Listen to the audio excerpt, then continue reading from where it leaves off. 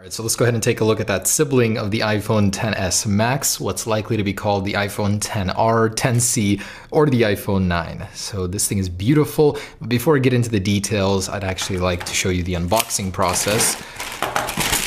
It's actually very similar to the iPhone XS Max, or as they called it, the iPhone X Plus packaging. So obviously these guys are releasing these products not knowing what the final one is going to be like. And then of course the future versions are going to be updated, the packaging and the software and whatnot. And at the time of making this box, they obviously didn't know that the artwork would be different with the globe bubble wallpaper. Here it does say the iPhone at 10 Plus, 256 gigabytes. So they're just recycling this packaging from the other version. But the actual finished product surprised me with the build quality. It was actually very, very well done.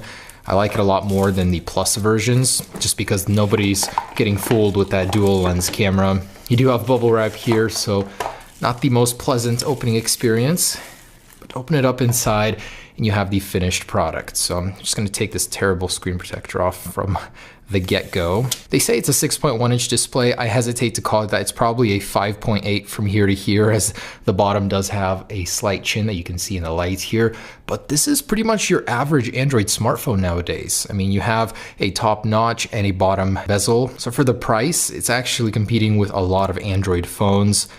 Not performance-wise, probably. I doubt they've upgraded that in any way. Yeah, the build quality is pretty good. Here you can see that the flash unit did shift just a little bit, so it's off center. Here it looks good. And the lens is like all blacked in just so it doesn't seem that small, but it's a little tiny pinhole camera there. Kind of funny, but hey, they did have to go with the design of the official one. A symmetrical speaker setup, not like the asymmetrical one that we learned about today on the Plus models. And by the way, the clones do have the symmetrical one, so that's not how it's going to be like on the official one. The space gray and silver, they didn't have any other colors, but this is roughly what these two will look like. They're going to be very, very premium glass on the back, stainless steel borders. Very, very similar to this. And the placement of the SIM card tray, instead of being smack dab in the middle, will be towards the bottom here. So they did kind of place that one wrong. And here is their idea of a dual SIM card tray. This is actual real functionality. So this will work with dual SIM, but Apple's is a little bit more ingenious. It's on a little tiny tray and it's a double-sided, not like this, stacked. But still, I'm surprised they managed to even get that functionality into a phone like this. So this is real glass on the back, real metal, feels very, very premium. And yeah, so just gotta say the build quality is very good. If you weren't to turn this on, if you're just to handle it, it'd be very difficult for you to tell the difference from the real one, aside from this chin right here. Once they can get rid of this, these clones will get so much harder to tell from the real deal. And you know, of course, once they update the packaging. All right, so I did go ahead and power up this one, the space gray one. I already know kind of what it's running, but it seems like from manufacturer to manufacturer, they do have varying OSs, different versions, different skins. And I did like this one, but it is an older one, seems like. So it does run very well, much smoother than the 10 Plus version, which is really rough. I don't know what they did, but like it's not as smooth as this thing, nowhere near it. Going into the app switcher, this one's way more responsive. Look at this one, look at that delay. This one is prone to freezing and just general, not very usable, but this one actually surprised me with how good it is. So I was able to navigate comfortably. It still does have some weird UI, like hesitations and bugs like that, or when you jump in an app and then you leave it, that happens. Like that's really unsightly. And I wish they would have fixed that. It doesn't seem like it'd be very hard to do, but I'm guessing the fact that it's running a skin, it makes it run all funky. But let's check out this one. Let's see if this one is any different. And I believe they're the same. So look up here, no SIM card is in the corner. This is this does have a real notch up here, but down here you can really see that they it's a real square display. They just put a skin on top of it, the glass, to make it seem like it's curved. Apple does not do that. They don't waste any display in the corner here. And that's because this is an LCD and the limitations of that. It's going to be what it's like. Very weird software here. I'm pretty sure that shouldn't overlay, and it says it's locked when it's not. Okay. These down here are 3D touch, kind of. So you hold them and they do expand with time. So go into the control center and it has a background on it, not matching the one from here. I did notice that it does have a bunch more wallpapers than Apple's, and these are like the official ones except for these two down here.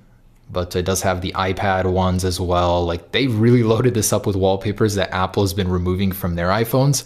It even has the old iOS 10 wallpaper. Live wallpapers, it does still have these. Let's see if this does work. And they're not live. Are you serious? They're just a static image. What a scam. Wow, you can't even go into dynamic. Thanks, guys. It's just like a fake button in your car, those plastic ones. Nice. It gets worse. You can't slide back. That's terrible. So they've removed that ability. The iPhone XS Max clone has it, but not this one. Oh, it's 10.1.1. So they released a new iPhone on an OS that's really, really old. Carrier is usable. 256 gigabytes. Totally. And let's see what else they got in these settings. So power off instead of shut down. Does activate the menu. Restore. So that's reset. And they really need to get someone to proofread all these and copy them against Apple's. I could do such a good job at this, honestly. Like, I see all these little things. The amount of storage space with iCloud. Really, guys? You couldn't just have wrote iCloud storage or something? Oh my gosh. So this is battery usage in the iCloud statistics? What? They did do a lot of effort, but not well enough. Like, why did they rename things? There's no reason to do that. Face ID.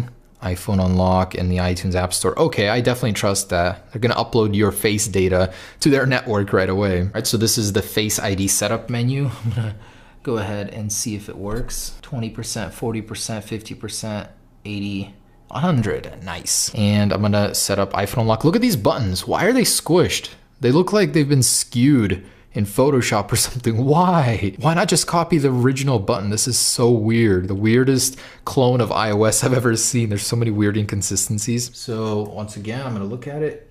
That's actually so much faster than the iPhone XS Max one. So, okay, there it is. Okay, not bad at all. That might even be faster than Apple's, but let's see if I can spoof it. All right, so with the image of me, let's go ahead and, oh, it works. Let's see if I can use an image of any random person. I'm not even trying here, but here's this one. Let's see if old Connor can unlock mine. Oh, the lock icon is pulsing, so I'm guessing that means that's a no. It does somewhat work, so it does add a little bit of extra security to your phone, despite the fact that it is so clearly fake. And the notification center has the different wallpaper as well, so it's all over the place. Let's see if you can actually swipe between apps just like this. Nope. So it does not let you swipe between apps. It's like my favorite thing about the iPhone X, how easy it is to do that. Why couldn't they have copied that? Let's see what the watch is. Oh wow, they actually copied the Apple Watch app. So wow, I'm a little surprised. They went above and beyond here. Cool. Weird glitches going back to the home screen. And yeah, it would have been nice to see an iOS 12 version of this. But this is pretty cool for iOS 10. It works way better than the XS Max version. So I'm gonna go ahead and get some benchmarks going, see what we got. Oh man, so I just opened up Geekbench and I saw that it is running the same processor, MT6580. So it's not gonna be any different from the XS Max or any other clone that I've tested recently. They all use the same processor. I don't know why. Like, processors always go down in price. You guys should be able to upgrade by now for the price. I mean, you can get an equivalent Android phone with much better internal specs for roughly the same amount of money, under $200 even. So anyways, no benchmarks. Let's go ahead and test out that camera, which does look extremely tiny. If you look up close here, there's a lot of border. All right, so the rains have started. Great to see you back again, Autumn. Leaves are falling. Although it might be very hard to tell what these are. These in fact happen to be leaves. Very hard to tell with this grainy ass camera. And in case you needed to see the front camera, here it is. Absolute garbage as well.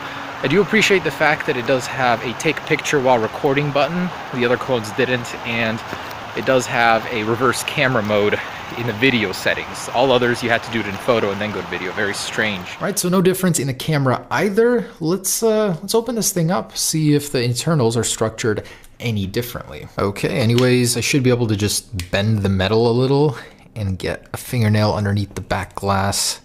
Something a original one definitely shouldn't be able to do. And easy as pie. So I'm in, and it literally took like seconds.